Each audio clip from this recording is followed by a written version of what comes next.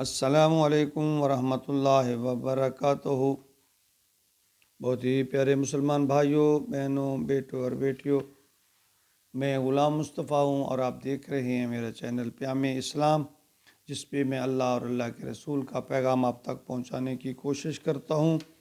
اللہ رب العالمین اس میں میری رہنمائی اور مدد فرمائے اور ہم سب کو اس کو سننے سمجھنے کے بعد عمل کی توفیق عطا فرمائے۔ آج کا ہمارا سبق سورۃ توبہ آیت نمبر 13 پر مشتمل ہے۔ اعوذ باللہ من الشیطان الرجیم، بسم اللہ الرحمن الرحیم۔ الا تقاتلون قوما نکثوا ایمانهم وہموا باخراج الرسول وهم بدؤوکم اول مرہ اتخشونهم واللہ احق ان تخشوہ ان کنتم مؤمنین۔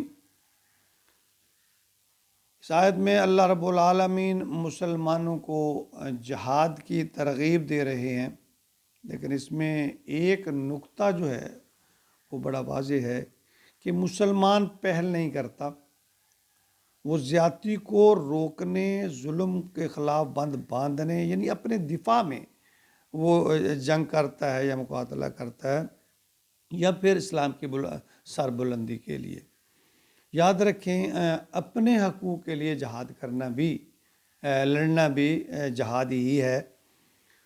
فرمایا الا تقاتلو، تمہیں کیا ہو گیا ہے کہ تم جنگ نہیں کرتے، قومن نکثوا، ایسی قوم سے، نکثوا ایمانہم، جنہوں نے اپنے ایمان کو، اپنی قسموں کو، اپنے قول و قرار کو توڑ دیا، بے اخراج الرسول، اور رسول کو نکال دیا، جلا وطن کرنے کی کوشش کی، یعنی صلح حدیبیہ کو بھی توڑا، معاہدے اس کا بھی تذکرہ ہے، لیکن اس کے ساتھ ساتھ دار الندوہ میں جو حضور صلی اللہ علیہ وسلم کے خلاف انہوں نے پلان بنایا تھا کہ اس کو نعوذ باللہ نبی اکرم صلی اللہ علیہ وسلم کو یا تو قتل کر دیا جائے یا یہاں سے وطن سے نکال دیا جائے، تو اس کے بارے میں اللہ تعالیٰ فرما رہے ہیں کہ تمہیں کیا ہو گیا ہے کہ تم ان لوگوں کے ساتھ جہاد نہیں کرتے ہو،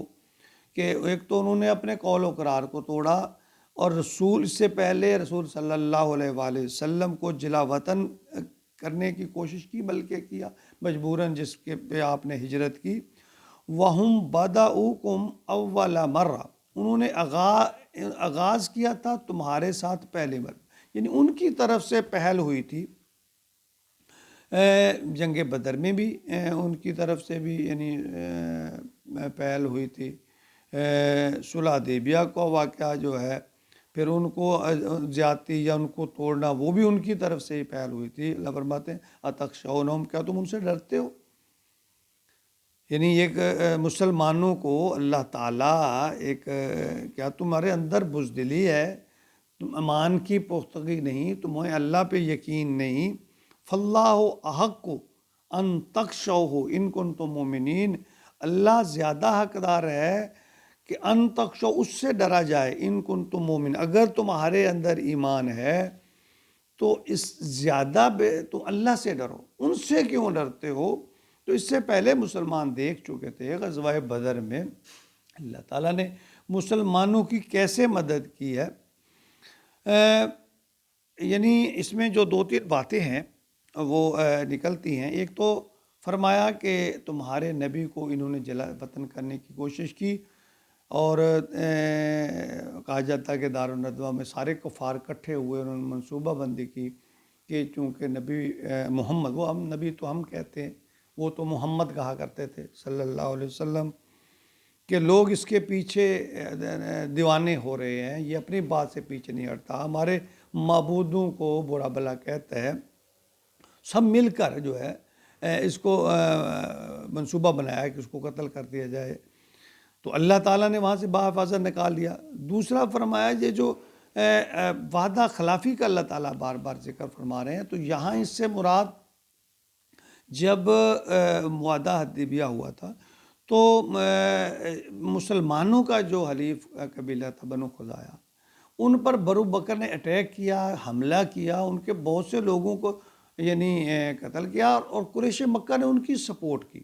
تو اس طرح جو قبیلے کا مسلمانوں کے ساتھ اٹیچ تعلیف تھا، ان پر اٹیک کیا دوسرے قبیلے کے ساتھ مل کر قریش نے۔ تو یہ بھی ایک بہت بڑی عہد شکنی تھی، جو کہ معاہدہ حدیبیہ تو اس کی تو سرین یہ خلاف ورزی تھی۔ تو یعنی اللہ نے فرمایا تمہیں دفاع کا حق ہے، تمہیں اب دفاع کا، جیسا کہ پہلے فرمایا گیا کہ مسلمان پہل نہیں کرتا، اپنا دفاع کرتا ہے۔ تو انہوں نے معاہدے کی بھی خلاف ورزی کی، نبی پاک کو ہجرت کرنے پہ مجبور کیا، بار بار عہد شکنی کر رہے ہیں، رشتہ داری کا پاس نہیں ہے۔ تو اب تمہیں ڈٹ جانا چاہیے۔